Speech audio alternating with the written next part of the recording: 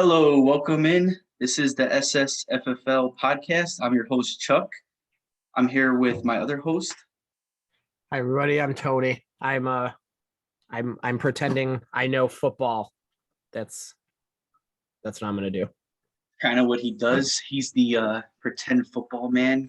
Yes. He thinks that he's not that good at something, but he really is. Don't lie. He's lying, people. He's really pretty good at this. It's being generous. That's what I do, man. That's what I do. That's how I keep them coming around. Gotta be generous, everybody. Yep. You go to teach at a Catholic school, so you know how it is to be generous. You gotta teach those kids how to be generous as well. Oh, I know how to be kind. Exactly. I'm by far the nicest person in our fantasy football league, and I will fight anybody who disagrees with me. Yeah, I couldn't agree more. I think you are. I went to a Catholic Catholic grade school, so I have some, niceness sprinkled in there. But if anything, former Commissioner Bob should have all the niceness in the world. He went to Lawrence right after he went to, grade school, Catholic school. So he has more Catholic education than I do, but it doesn't really show. That's true. I don't know if Bob, who has been to private school for a good chunk of his life, I don't know. He likes dogs. That's a kind thing. He seems to really enjoy dogs. Yes, that can be considered kind. Okay, we'll go with that.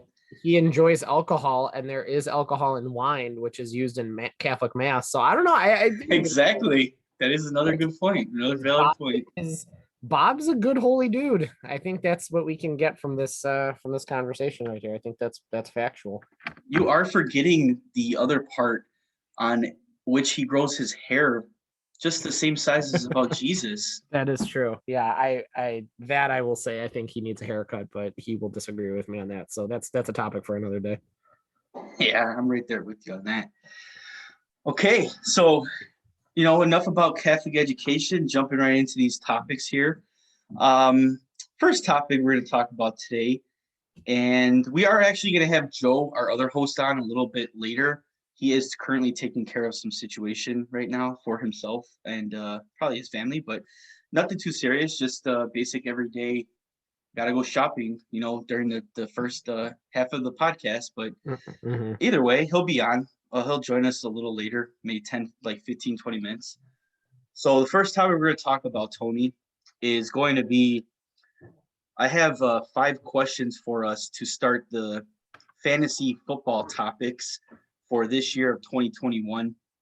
The first one is, Who do you think is going to be the rookie of the year? And we're going to go with fantasy football wise. Ultimately, this could be the rookie of the year for the whole NFL season too. But who do you think, based on the draft and the guys that are going to get drafted this season, who do you think has the best chance of winning that rookie fantasy player of the year? Yeah, so we're obviously not talking who we thought was this past season's rookie of the year. We're talking about who we think will be current. Exactly. For 2021. Season. Oh, okay. Correct. Yes.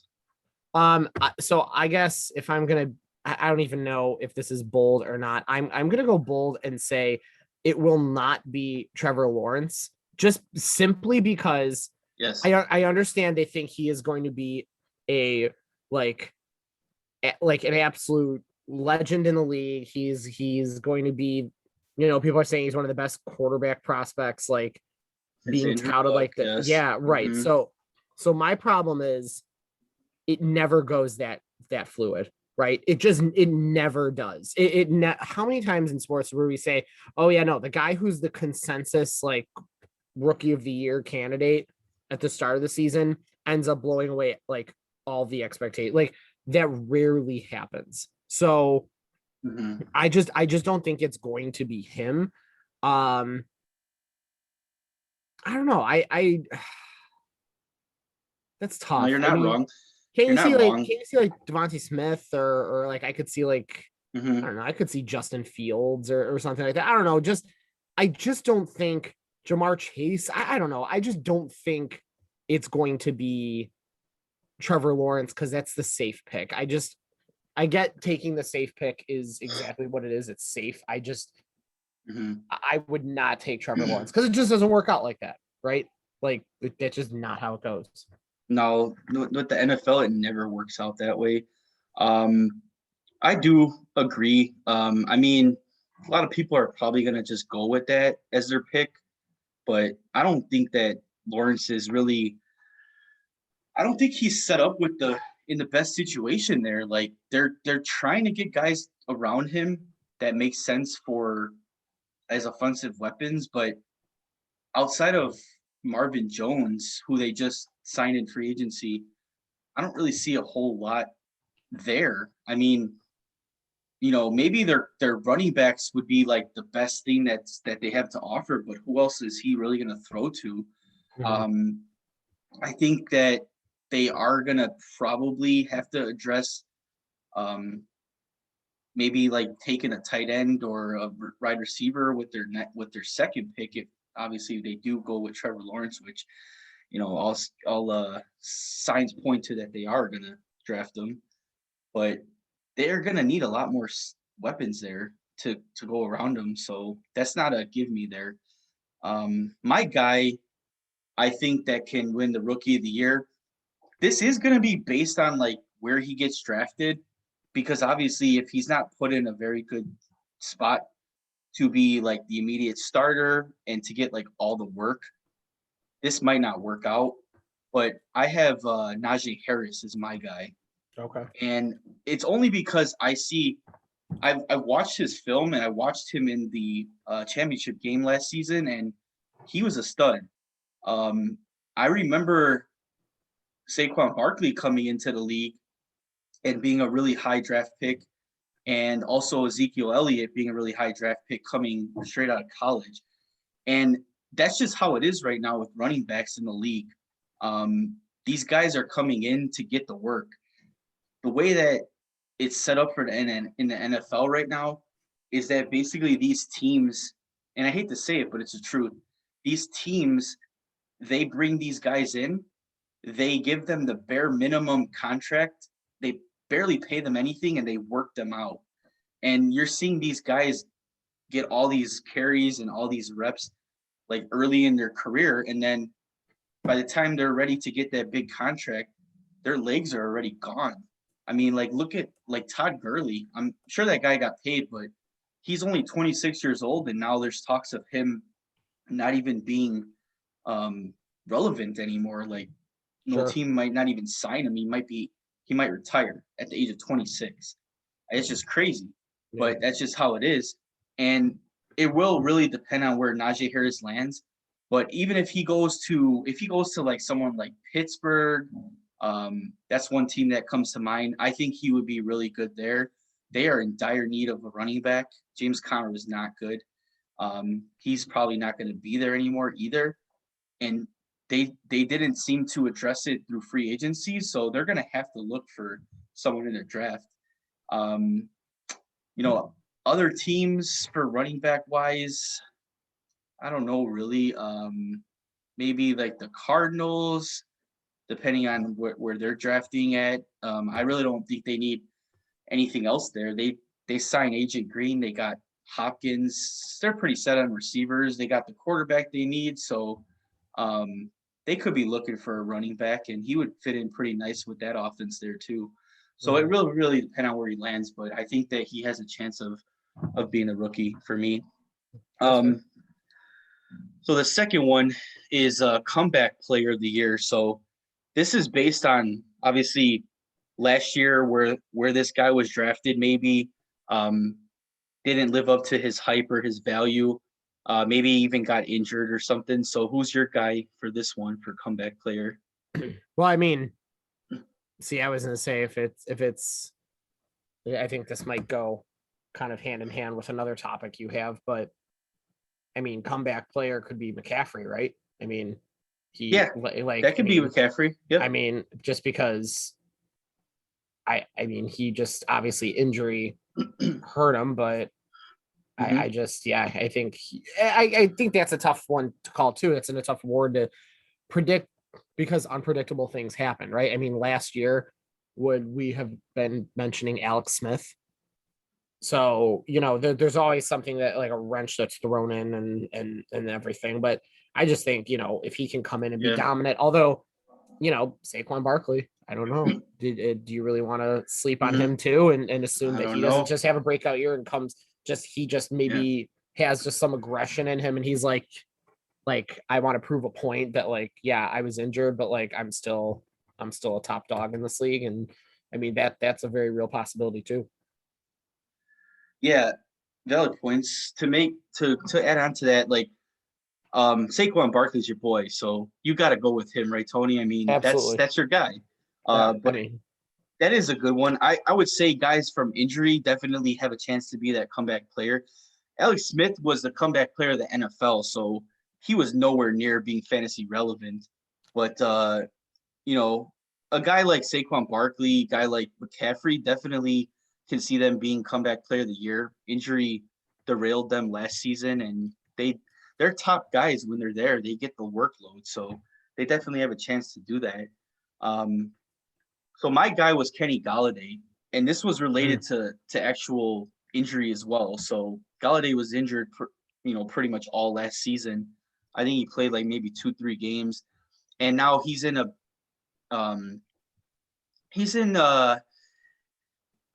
weird situation. I mean, he's gotten paid, but he's on the Giants with Daniel Jones. So, Daniel Jones is not the greatest quarterback out there. I mean, but can Kenny Golladay be good with Daniel Jones is the question that we all need to find out this season when it happens. But he's paid like a number one. He's gonna be their number one guy. The guys that were there, Tate's gone. Sterling Shepard was probably their number one. He's more of like a slot guy.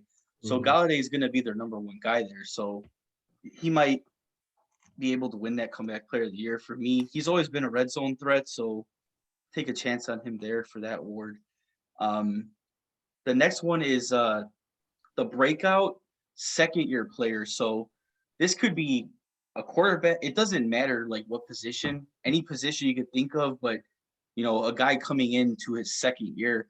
And the reason why I like this topic so much is because every single season for like the last 3-4 years, there's been so much talk of just like wide receivers mainly, and even like second year running backs that come in the league, their rookie year, don't really do much or do show some flashes of athleticism and greatness, and then they come in the second season and they just completely dominate.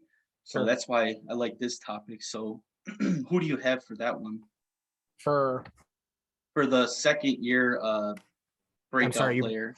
Yeah, the breakout player. It's tough. I don't know. I just of like a second year guy. I have to keep it to second year, right? Yeah. So I mean, you can think of like some of the rookie receivers from last season because there was a ton of them from last season that are going to be second year guys this year. So maybe one of those guys, or even like a quarterback like Burrow or one of the rookies that were.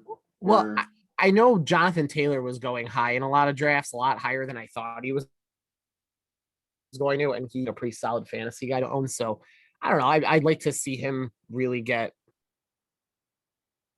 of take the next step. I always like to see young players really step up and take the league by storm.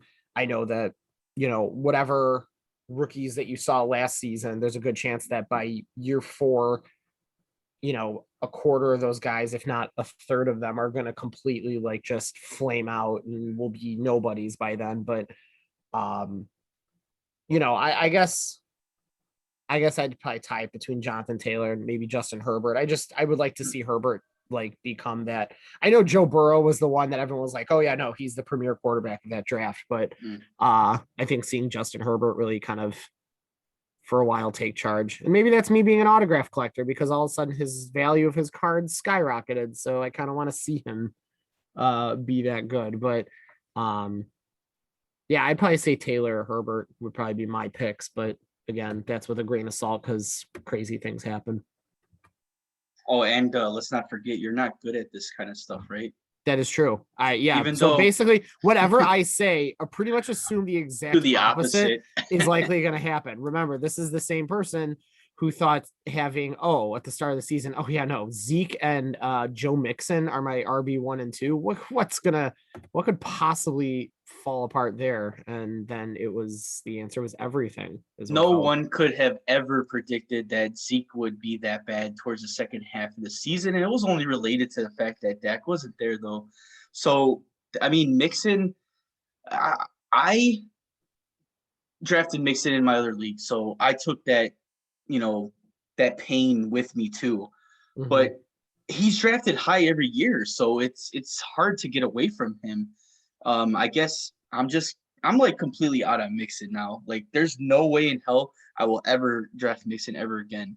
And it's partly because he's just unreliable. And I just don't know how he actually gets drafted so high all the time. But maybe is that what everyone's going to think then? And then everyone's going to draft him in like round 11. And then all of a sudden he's going to put up a really monster year. And now he becomes the comeback player of the year because all of a sudden he's actually very good again. It could be. I mean, it literally could be. If he kept falling and falling and falling to maybe like to the point where I can get him as like my RB3, I would take a chance on him. But as an RB1 or RB2, there's no way I would take a chance on Mixon next year. No, forget about that. Yeah. That's just me. Joe's here, so I'm gonna admit him in, but I wanted to have his take after I give him my actual second year break player of the year. So he'll hear this as we're going on, but my second year breakout player of the year is it's a tie for me between CeeDee Lamb and T. Higgins. And the reason why obviously is because so for me, I really do think that T. Higgins can be this guy. But the reason why I'm not 100% sure is because of Joe Burrow. This is like, for me, this is the Joe Burrow effect. It all depends on when Burrow comes back. If he even starts the season healthy, how long he plays, like how many games he plays. The good thing for Burrow is that the season is extended this year to 17 games now. So he can actually maybe even rest like another week to get in there instead of being rushed back. So this really does depend on Burrow, because if Burrow's there, T. Higgins is my guy for the second year breakout. I like CeeDee Lamb. It's just that the Cowboys have so many weapons there as receiving wise. They have him and Cooper and Michael Gallup. So there's just a lot of mouths to feed there. And then they also have Zeke, which they throw the ball to. But I like the Cowboys offense with Dak in there. So CeeDee Lamb is definitely my second pick if Burrow doesn't end up playing enough games to get that. So not sure what's going on with Joe's connection here, but it keeps saying that he's joining and he's not actually in the room with us yet. But, it's fine. He'll come in when he comes in. So there he is. It says he's connecting to audio. Okay, Joe, we got you? Yes, you do. All righty then. Awesome. So the last topic we were talking about, Joe, was the breakout second year player. So I went with T. Higgins or CeeDee Lamb, and Tony went with Taylor or Herbert. Taylor or Herbert. So who do you think is going to be the second year breakout player for fantasy football? I have to go with Justin Jefferson. The man made an impact in his first year with the Vikings. Yes, he did. Broke some records there. Looked really good. I guess Thielens probably, he's older now, so I think Jefferson could definitely slide into that number one role. So that's a very good pick. I like that. Jefferson is going to be high. The problem with Jefferson that I have, though, is he's going to be a really high draft pick. So I don't know if I want to actually invest all that capital in someone like him, because, I mean, I think he's going to be the number one, but he still has Thielen there too. So You don't really Right, know right. until the season goes on. Yeah. So the other one we talked about was the rookie of the year. So I said the fantasy rookie of the year. I went with Najee Harris, and Tony went with who'd you go with, Tony? Or did you not have one? For rookie of the year. Yeah. No, mine was more like I just don't think it'll be Trevor Lawrence. That was mine. Okay. More so That was your take, right? yeah, I think it's a crapshoot because there's always surprises every year, and then players that you're like, wow, didn't see that coming, or holy cow, how did this second round pick all of a sudden be like that? Just happens all the time. So I feel like it really is a crapshoot, but I pretty much would be willing to bet it won't be Trevor Lawrence, which again, now that I said that means it absolutely probably will be. is going to be. Yeah, Right. put your money on him now. So, but yeah, Everything Tony says, do the opposite. exactly. But yeah, Right. so Joe, who do you have for yours rookie of the year for fantasy football? Well, I'm going with the Heisman winner, Devontae Smith. Okay. Yeah, a lot of this does depend on like where they get drafted too. So Right. who do you like, which team do you think is gonna end up getting Devontae Smith, or where do you see him landing? If it were me, I would say somewhere with the Bengals, but I'm not 100% on that. With the I Bengals, would say huh? Bengals. Interesting. Yes. It's an interesting Use take. another weapon. Yes, they could use another. They got T Higgins there, who was a pretty good receiver. I guess they Right. did lose AJ Green, but that's pretty interesting. I'm not sure. I mean, that would be good for Burrow to have the extra weapon, but for like Devontae Smith's value and for him to be that rookie player of the year, that might actually be a little hard to do that with a guy like T Higgins there. But it's interesting. The next one that we did was the comeback player of the year. So Tony went with either McCaffrey or Barkley since they were derailed by injuries last year. And I went with Kenny Galladay, who also was injured last season. So who do you got for your pick? We all should know by now. I'm going to go with Dak Prescott. Okay, yep. Another injury, Dak Prescott, comeback player. Yeah, I mean, that's more likely to happen than any of our picks, really, if you think about it. I mean, he's a quarterback that's already proven himself in the league. He has all those weapons there, so definitely a good pick. All right, cool. We're all caught up then, guys. So moving on to the next and final question for this fantasy football topic. We have best quarterback wide receiver stack of the year. So I'm gonna just go first on this one if you guys don't mind. I got for this one, I got Big Ben and Claypool. So I really like Claypool a lot. He's a big body receiver, sort of like a Metcalf with great hands. Definitely a red zone threat, and there was all this speculation that the Steelers won't, re-sign Big Ben. They don't want him there anymore. Like they're gonna let him go, let him leave, this and that. But they sign him for another year, and they're gonna run it back again. So they're gonna have to give him a running game. That's like a must. So I don't know what they're gonna do there, if they're gonna draft somebody or get somebody in free agency or whatever, but they're gonna have to do something. But I really like Claypool and Big Ben. I think they had pretty good chemistry last year. Claypool didn't really start the season. He ended up with almost 900 yards receiving, and he's going to be a touchdown machine. So he can get close to Devontae Adams' multi-touchdown year this last season, which was 18. And there's an extra game on the schedule next season. We have 17 games, boys. So that's even more, one more game for Claypool and all the other receivers or running backs to get the yards that they need. I just want to go on a limb and say there's going to be a lot of records broken this next season. Lots of records.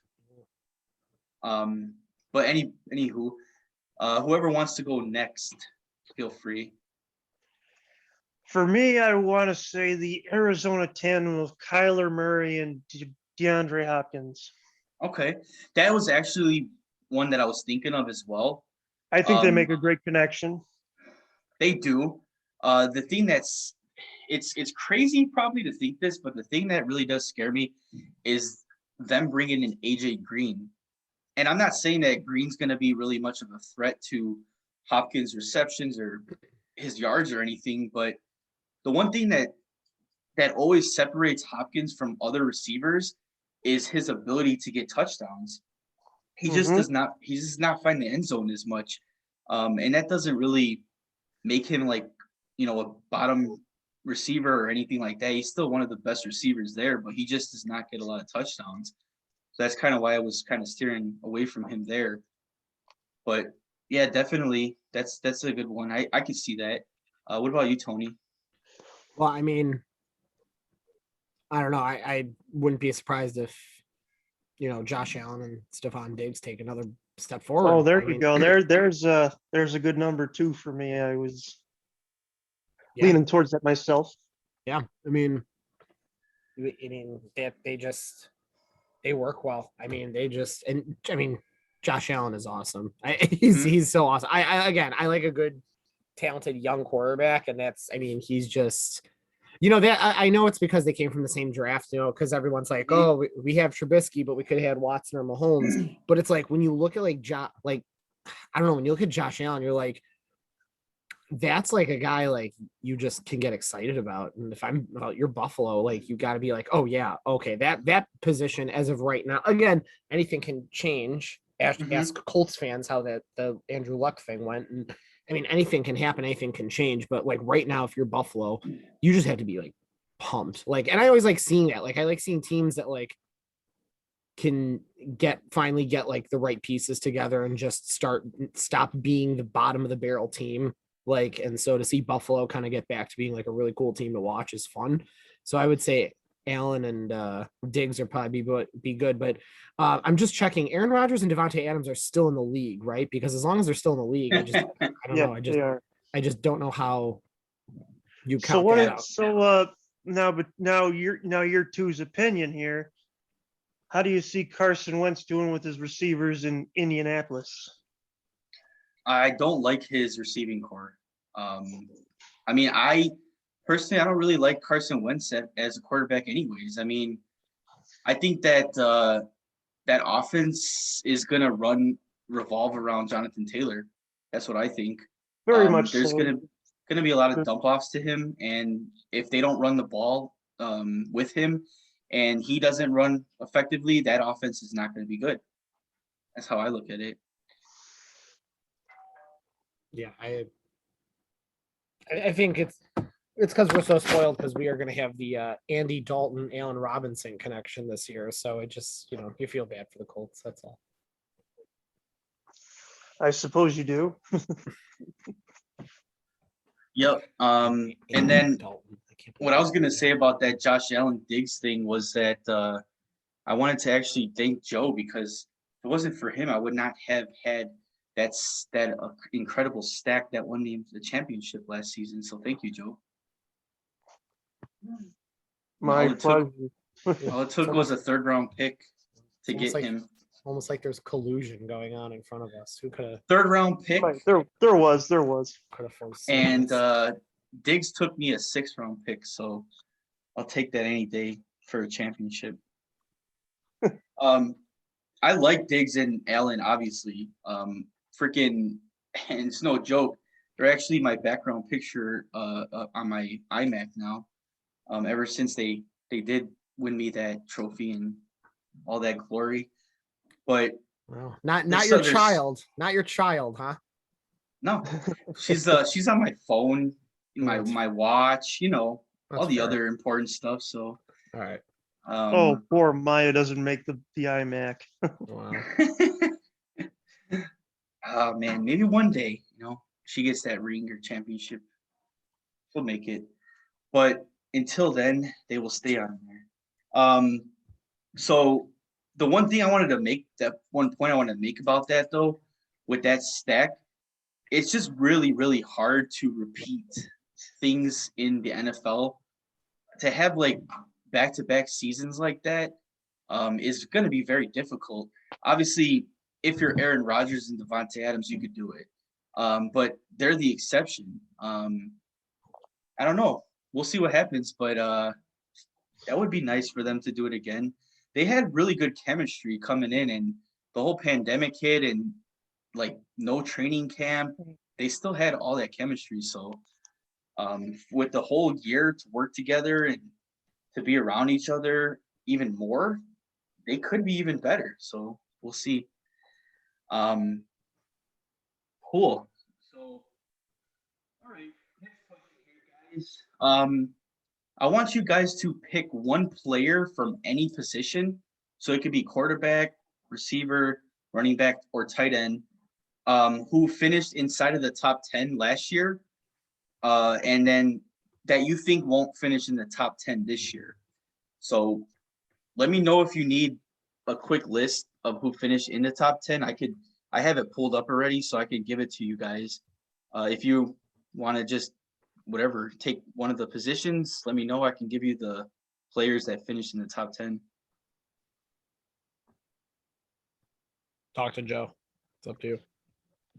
I suppose I can take the under at it. Sure. All right, Joe. So, what's your guy? For me, not finishing in the top 10 would probably be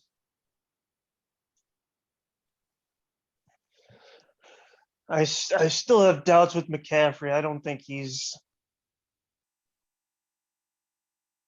I mean, I know he wasn't top 10 last year because, well, obviously he was Injury. hurt. But I still have doubts about Christian McCaffrey. So let me just read off. Let's say you want to go with like a running back, all right? So here's Sure, the yeah, top 10. Here's the top 10 guys. So we got Derrick Henry, Aaron Jones, Kamara, Cook, Chubb, Montgomery, 1, 2, 3, 4, 5, 6. Sanders, Eckler, Jacobs, and Taylor. Those were your top 10. I might have to at that point I might go with Miles Sanders. I mean, he was on my top 10 list coming into this season. I just don't know. I'm on the fence with him, and it's a whole new ball game with the new coach they have now. Yeah, it is definitely a whole new ball game. They're going to be running around with Jalen Hurts as their quarterback. So yeah, they're probably going to try some new things. I think that Jalen Hurts being there makes Sanders a little better. The problem with that is that the Eagles don't even know if they want Jalen Hurts as their quarterback. So that might be a valid. they drafted him. They drafted him in that second round for a reason. They saw something in him. Mm-hmm. Yeah, but they also drafted. We talked about it. They also drafted 2 receivers in the first round 2 years in a row that haven't done nothing for them Right. either. Yes. So Yes. Jalen Rager and JJ Arcega-Whiteside. So obviously they don't know what they're doing. But welcome to the club, Philadelphia. That's us Bears fans for 30 years, not knowing what to do. Yeah, my guy here is I actually have 2 guys, but the one that disappoints me the most to say is probably David Montgomery. I don't think he's gonna be a top 10 back next year. Tyreek Cohen's coming back. They signed Damian Williams. They got more running backs on the actual healthy running backs on the roster now. There's no way that Montgomery is going to be able to repeat his performance from last season, and he's probably going to be drafted as one of the top backs. So I don't really see him being able to repeat. It all depends if they invest in that offensive line, if he's going to produce how he did. Mm-hmm. I mean, they haven't invested in that line for God knows how long now. What makes you think they're going to do it now? So disappointing, but yeah, that's my guy there. What about you, Tony? Well, first of all, can you tell me who you have ranked as the top 10 quarterbacks from last season? Because I've seen different things, and if according to Yahoo is what we're going on, I already know exactly what I'm going to say. It's yeah, the Yahoo one has it's Mahomes number 1, Rodgers, Brady, Murray, Breeze, Lamar Jackson, Allen, Watson, Herbert, and Wilson. That's what I have pulled up right here.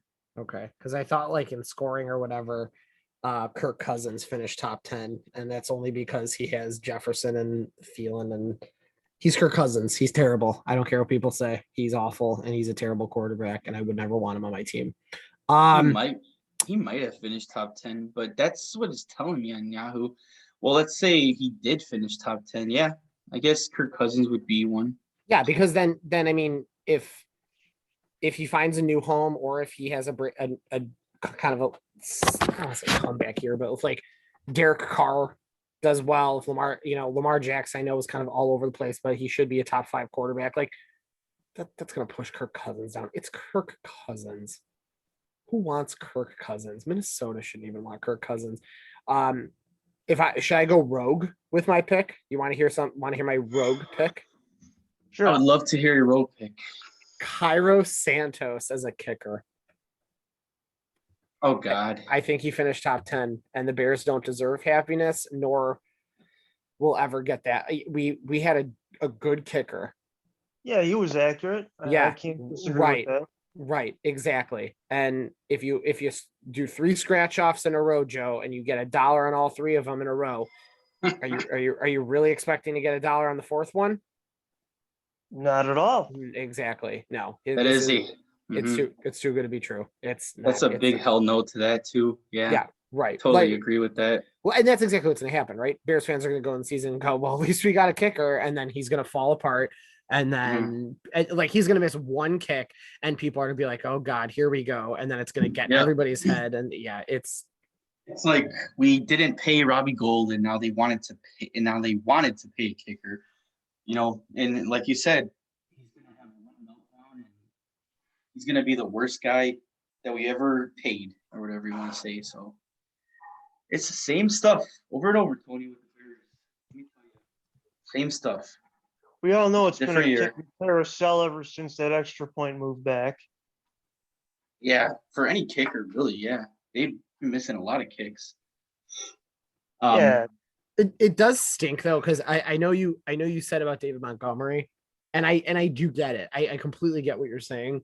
When I watch him, I do think he's good. I don't think he's he'll be an all-time running back. I'm not even, we barely have seen enough of him. He's not like, I'm not looking at him and go, yep, that is a Hall of Fame player. But like, every time I watch him, he plays solid. He's reliable in a sense. Like I would like to see him be maybe a little bit more explosive, but I mean, he's no Matt Forte though. Like, let me tell you, that Matt Forte in his prime was special. But like, so I'll always compare running backs to Matt Forte, because that's the Bears. Matt Forte was the best in our era, and then back in the day, obviously Walter Payton. So everybody gets compared to him that has lived through Walter Payton.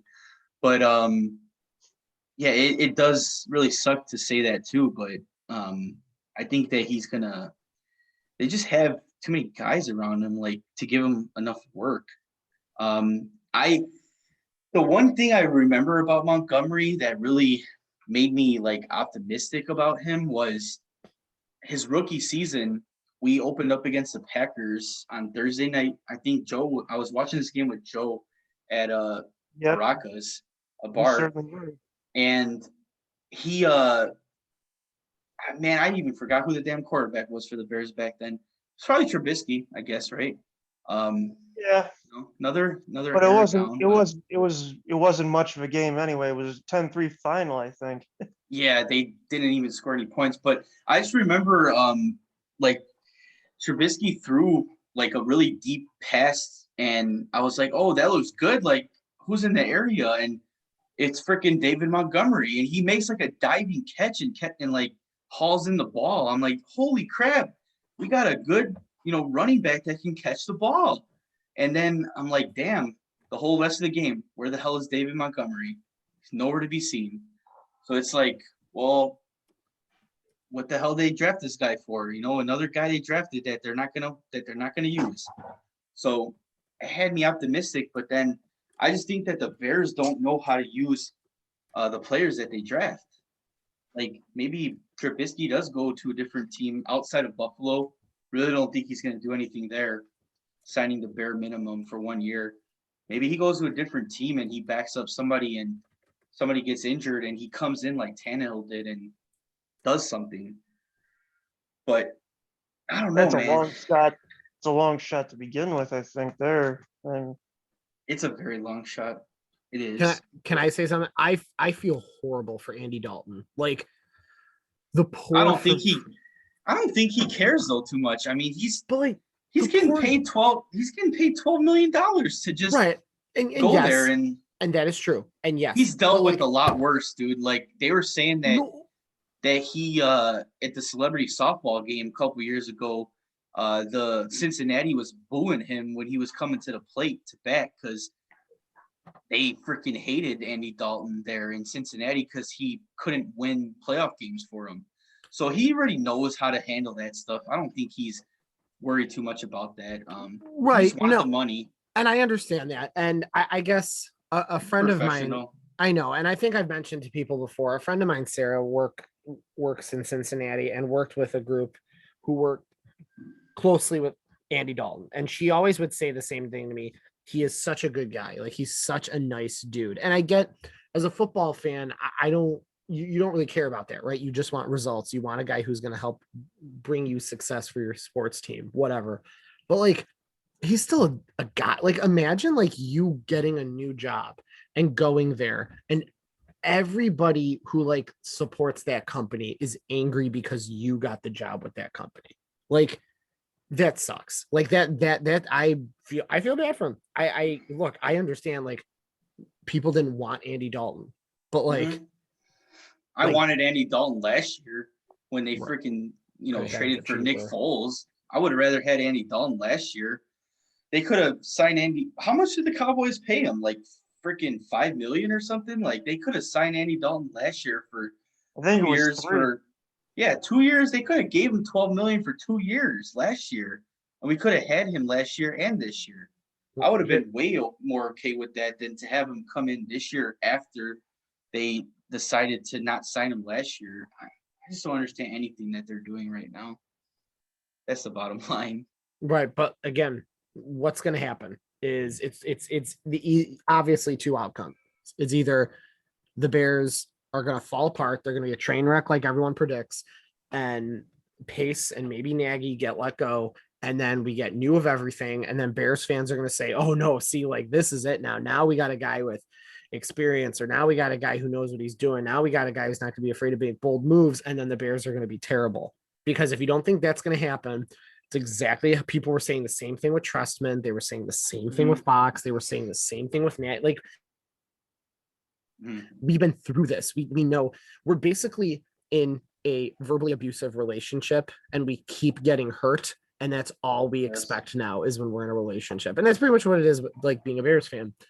Or the Bears finish 10-6, get a wild card spot, and then everyone goes, oh, we'll see. Yeah, maybe we should trust Ryan Pace like we did when he made the Khalil Mack trade and we were happy, or when Matt Nagy won Coach of the Year, which also is another thing that I feel strongly about. It's like, it's the inconsistency fans have where Matt Nagy, he won Coach of the Year, what, 2 years ago?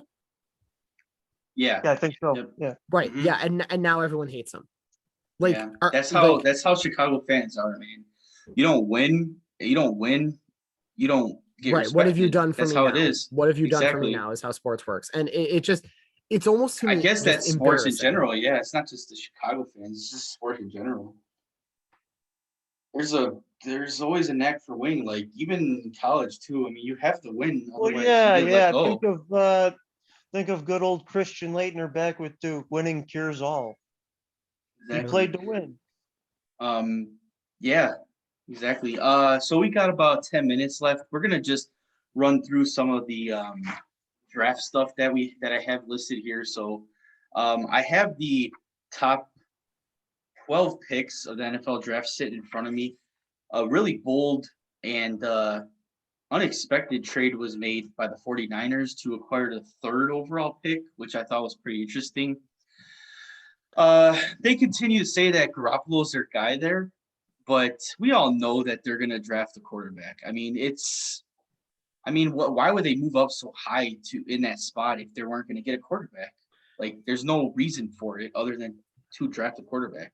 Unless now I mean, again, this is probably more out of like the draft day movie that came out that was super ridiculous, but are they going to use that as like now they have the trade bait, now they have the thing that people might covet and desire, and now I think what would be hilarious, I'd be all for it just because I love the chaos of sports, is if San Francisco says, in a quarterback heavy draft for the top 10, we have the 3rd overall pick now.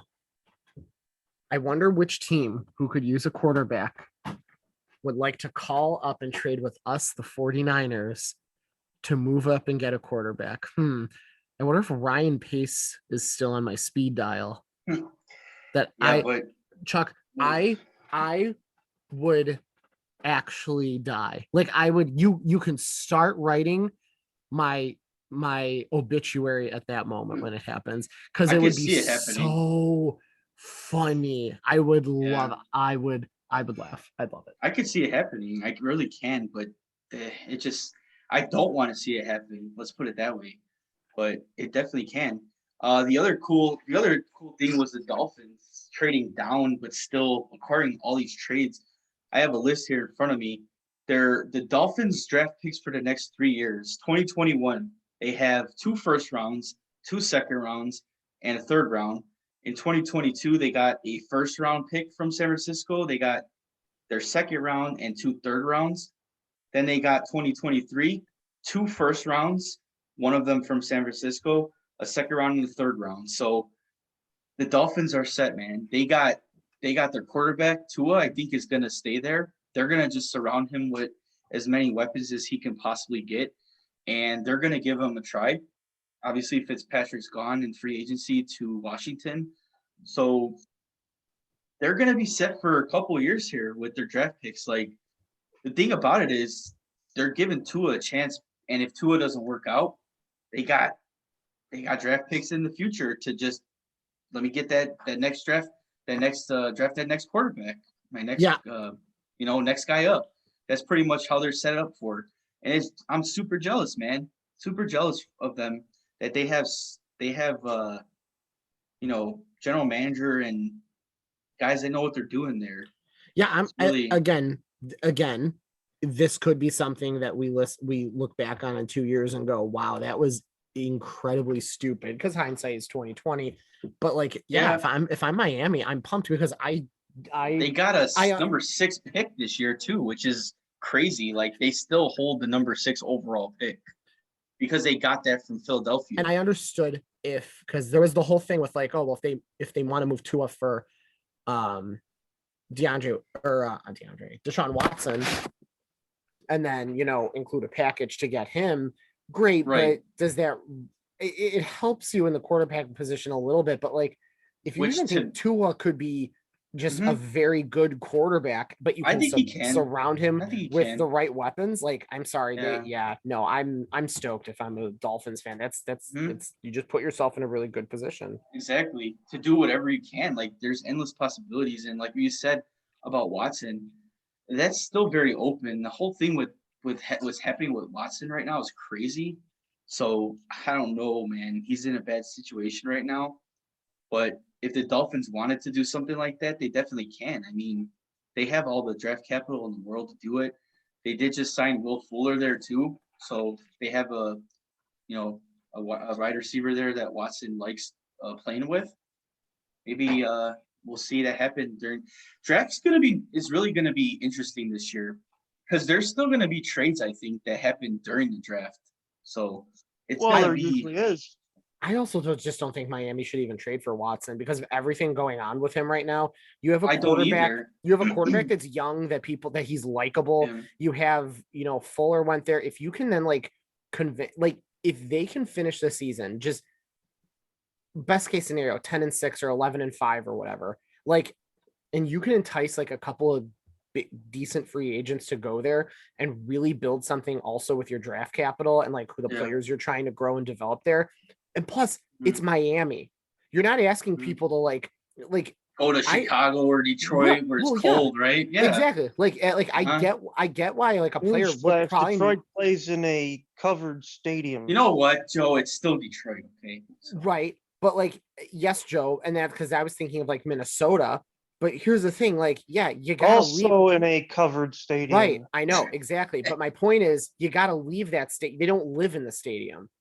What have you been to downtown Minneapolis? It's awful. In which case also gets me upset because the Bears had all that money in the world to make a freaking dome, but they didn't. So, another thing that makes me not want to be a Bears fan. But anyways. My whole thing is that Miami then is also an attractive city. Like this is in the NHL, like for a long time, like for the past like 5 years, like the number one team on like almost every player's no trade list, if they had no trade protection, was Winnipeg.